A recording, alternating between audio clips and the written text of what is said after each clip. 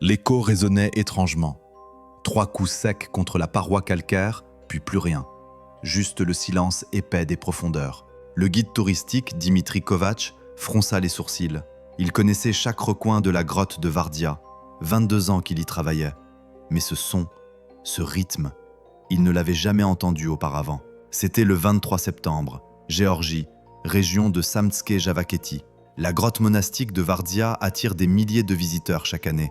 Complexe troglodytique du XIIe siècle, 13 étages, 6000 pièces creusées dans la falaise, un labyrinthe historique, fascinant, et potentiellement mortel pour qui s'écarte du circuit touristique. Ce matin-là, Dimitri guidait un groupe de 14 personnes, touristes européens principalement, allemands, français, italiens. Parmi eux, un couple néerlandais, Peter et Anna de Vries, début trentaine, mariés depuis 2 ans. Leur voyage de noces tardif, sac à dos, appareil photo, sourire permanent. La visite se déroulait normalement. Dimitri expliquait l'histoire, la reine Tamar, l'invasion mongole, l'ingéniosité architecturale. Les touristes écoutaient, photographiaient, posaient des questions. À 11h30, pause dans la grande chapelle, fresque du XIIIe siècle, acoustique exceptionnelle. Les gens s'éparpillaient, admiraient, chuchotaient. Dimitri comptait machinalement, habitude professionnelle, 13 personnes. Il recomptait, 13. Son cœur se serra, 14 au départ. Il parcourut la chapelle du regard, Peter et Anna, disparus. « Excusez-moi, quelqu'un a vu le couple néerlandais, cheveux blonds, sac à dos rouge ?» Les touristes secouèrent la tête. Non, personne. Dimitri sentit l'adrénaline monter. Il demanda au groupe de rester sur place, partit vérifier les salles adjacentes, couloirs étroits, cellules monastiques, vides. Il revint, appela. « Peter, Anna !» Sa voix se répercutait dans les cavités, revenait déformée, mais pas de réponse humaine. Juste l'écho moqueur de la pierre. Midi, Dimitri contacta la sécurité du site, protocole standard, 2 touristes manquants. Le responsable, Georgi Beridze, mobilisa immédiatement les gardiens, 6 hommes connaissant le site. Ils se déployèrent, vérifièrent les zones accessibles. Rien. Peter et Anna s'étaient volatilisés. 13h, la police locale fit alerter. L'inspecteur Nino Djadjvili arriva avec 2 agents. Elle interrogea Dimitri. Ils avaient l'air comment? Agités? Intéressés par des zones interdites? Dimitri réfléchit. Normaux, peut-être plus curieux que les autres. Peter posait beaucoup de questions sur les parties non restaurées, mais rien d'alarmant. Les caméras de surveillance furent visionnées, l'entrée du site, les zones principales. 11h23. Peter et Anna étaient filmés dans la chapelle. Ils regardaient autour d'eux. Peter montrait quelque chose à Anna, une ouverture dans la paroi, petite, basse, fermée par une grille métallique rouillée. 11h26. Il s'en approchait, se penchait. 11h27. L'image montrait Peter testant la grille, elle bougeait. 11h28. Il disparaissait dans l'ouverture. Nino sentit son estomac se nouer. Cette ouverture menait à l'ancien réseau, les galeries non restaurées, interdites depuis 15 ans, trop dangereuses, effondrements partiels, puits verticaux non sécurisés. Personne ne devait y entrer. La grille était censée être verrouillée. Georgi blêmit. « C'est impossible. Cette grille est contrôlée chaque semaine. Elle était fermée il y a 3 jours. » Ils coururent vers la chapelle, inspectèrent la grille. Elle était effectivement fermée, mais le cadenas était vieux, corrodé. Quelqu'un avec un peu de force pouvait le forcer. Peter l'avait fait, par curiosité, par aventure, par stupidité. 14h. Une équipe spécialisée fut appelée, spéléologues de Tbilissi. Ils connaissaient les anciens réseaux, partiellement, parce que même eux n'avaient jamais cartographié l'intégralité du système. Trop vaste, trop complexe, trop instable. 15h30. L'équipe arriva. 4 spéléos, équipement complet, casque, lampes, cordes, détecteurs de gaz. Ils franchirent la grille. Dimitri les accompagna. Ils se sentaient responsables. Comment avaient-ils pu perdre 2 touristes? L'obscurité les engloutit immédiatement. Les lampes frontales créaient des cônes de lumière tremblants. Le couloir descendait, étroit, humide, sol glissant. Après 20 mètres, une bifurcation. Gauche ou droite? Aucun indice. Ils choisirent droite, arbitrairement. 50 mètres plus loin, une salle, petite, plafond bas, traces dans la poussière, semelles récentes. Peter et Anna étaient passés par là. L'équipe suivit les traces. Elle menait à un autre couloir, plus étroit encore. Il fallait progresser de côté. Les parois suintaient, l'air sentait, la terre mouillée et la roche froide. 16h40. Ils arrivèrent à un puits, vertical, 4 mètres de profondeur. Au fond, des traces continuaient. Peter et Anna étaient descendus. Comment? À main nue? Témérité ou désespoir? Les spéléos installèrent une corde, descendirent un par un. Dimitri resta en haut, pas équipé pour ça. En bas, le réseau se complexifiait. 3 tunnels partaient dans des directions différentes. Les traces étaient confuses, mélangées. L'équipe se sépara, 2 par tunnel. Ils progressèrent lentement, appelaient « Peter, Anna !» Leur voix se perdait dans les méandres, revenait déformée, créait des échos trompeurs. 17h30. Un des spéléos, Luca, trouva quelque chose. Un morceau de tissu, accroché à une saillie rocheuse, rouge, de la couleur du sac d'Anna. Plus loin, une bouteille d'eau, vide, abandonnée. Ils étaient sur la bonne piste. Le tunnel continuait, descendait encore. L'inclinaison augmentait. Dangereux. Lucas progressait avec précaution et soudain, le sol céda sous lui. Il glissa, se rattrapa de justesse. Devant, un effondrement récent, un éboulis bloquait partiellement le passage. Au-delà, le noir complet. Lucas éclairait par-dessus l'éboulis. De l'autre côté, le tunnel continuait, mais l'accès était obstrué. Il fallait dégager. Dangereux, risque d'effondrement supplémentaire. Il signala par radio. L'équipe se regroupa. Ils évaluèrent la situation. Déblayer prendrait des heures, et ils n'étaient pas équipés pour ça. 18h, décision de remonter, appeler des renforts, matériel spécialisé. L'équipe ressortit. Dimitri les attendait, anxieux. « Vous les avez trouvés ?» Lucas secoua la tête. « Pas eux, mais leurs traces. Ils sont allés très profond, au-delà d'un effondrement. On ne peut pas continuer sans matériel lourd. » Nino organisa la suite. Équipe de secours élargie, matériel de déblayage, médecins, ambulance. Si Peter et Anna étaient bloqués depuis 7 heures, chaque minute comptait. Hypothermie, déshydratation, blessures potentielles, panique. La nuit tomba. Les projecteurs illuminèrent l'entrée de Vardia. L'opération se poursuivait. 20 personnes mobilisées maintenant. Ils travaillaient par roulement. Les boulis étaient dégagés pierre par pierre, précautionneusement. Le risque d'effondrement planait constamment. 23 heures. Le passage était dégagé. Suffisamment pour qu'une personne se faufile. Lucas y retourna, lampe au front. Il franchit les boulis. De l'autre côté, le tunnel s'ouvrait sur une cavité plus large. Il balaya l'espace avec sa lampe. Et là, recroquevillés dans un coin, Peter et Anna, vivants, terrorisés, épuisés, mais vivants. Lucas s'approcha lentement. « Je suis des secours. Vous êtes en sécurité maintenant. » Anna se mit à pleurer. Peter essaya de parler, mais sa voix était brisée. Ils étaient là depuis 12 heures, dans le noir complet. Leur lampe de téléphone s'était éteinte après 2 heures. Ensuite, juste l'obscurité absolue. L'extraction prit 3 heures. Peter et Anna furent remontés un par un, sanglés, guidés. Quand ils émergèrent à la surface, à 2 heures du matin, les secouristes applaudirent. Couverture thermique, eau, examens médicaux, hypothermie légère, contusion, choc psychologique. Mais ils allaient s'en sortir. Nino les interrogea brièvement. « Pourquoi êtes-vous entrés là ?» Peter baissa les yeux. « On voulait voir quelque chose d'authentique, pas juste le circuit touristique. On pensait juste explorer un peu, revenir vite. Mais on s'est perdu. Et puis l'éboulis, on a été piégés. L'affaire aurait pu s'arrêter là. 2 touristes imprudents, sauvés à temps, leçon apprise. Mais 3 jours plus tard, quelque chose changea tout.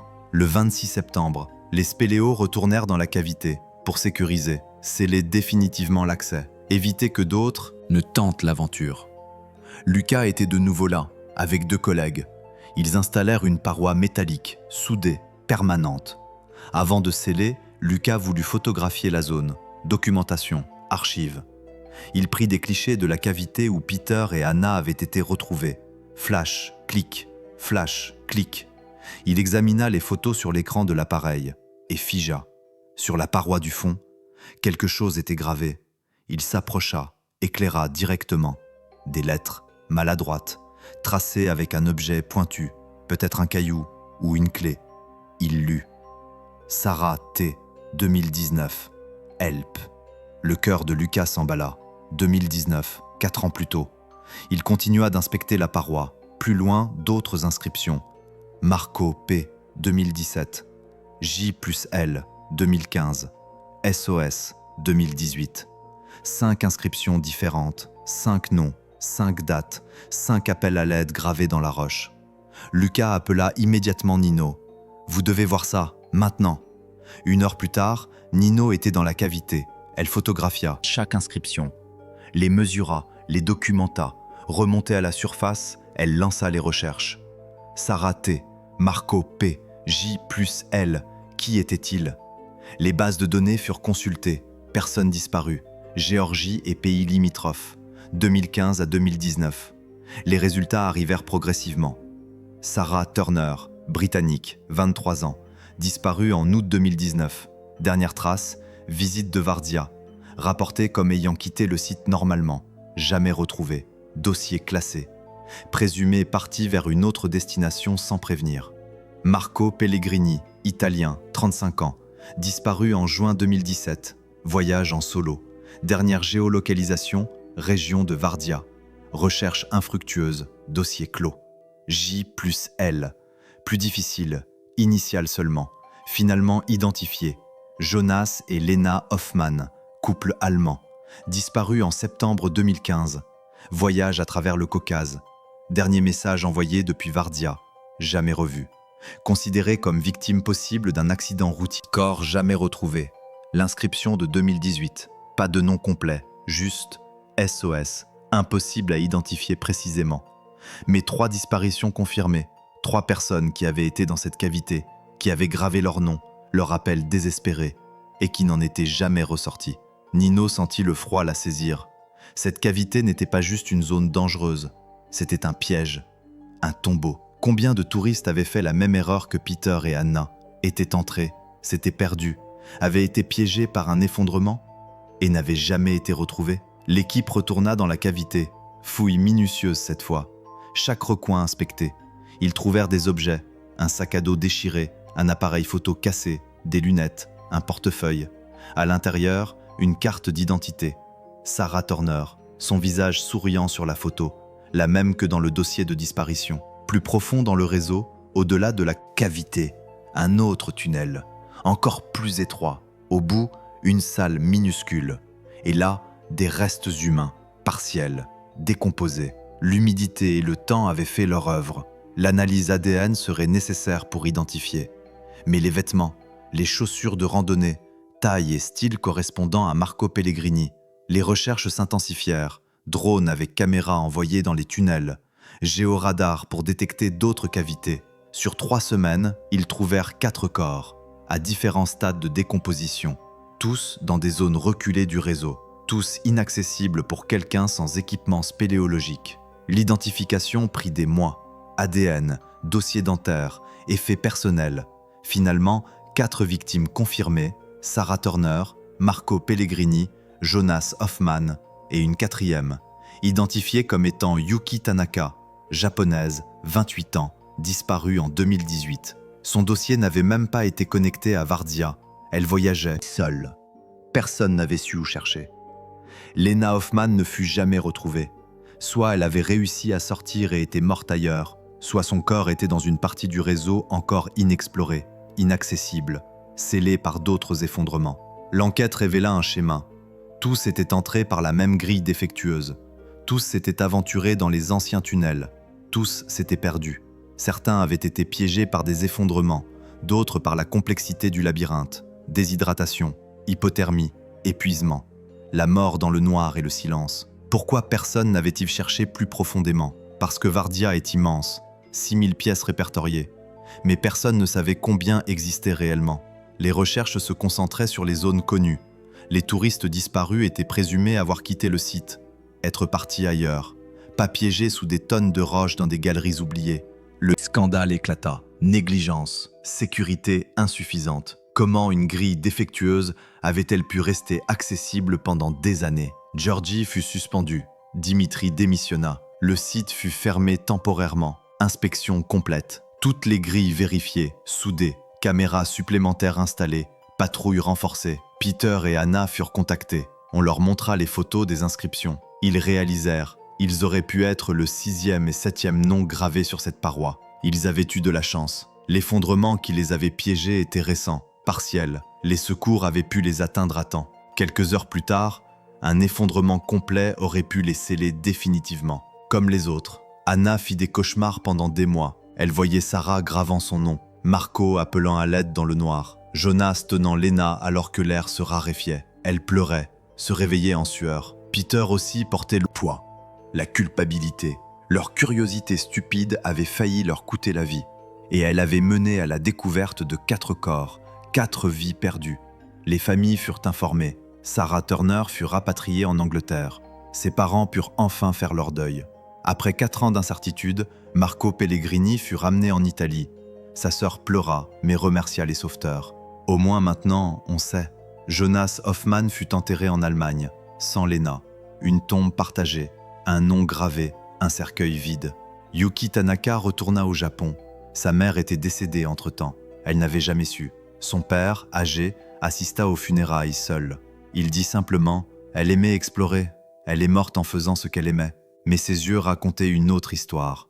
La douleur, l'absence, le gâchis. Nino ferma l'enquête. 4 morts confirmées, 1 disparue. Cause, négligence du site et imprudence des victimes.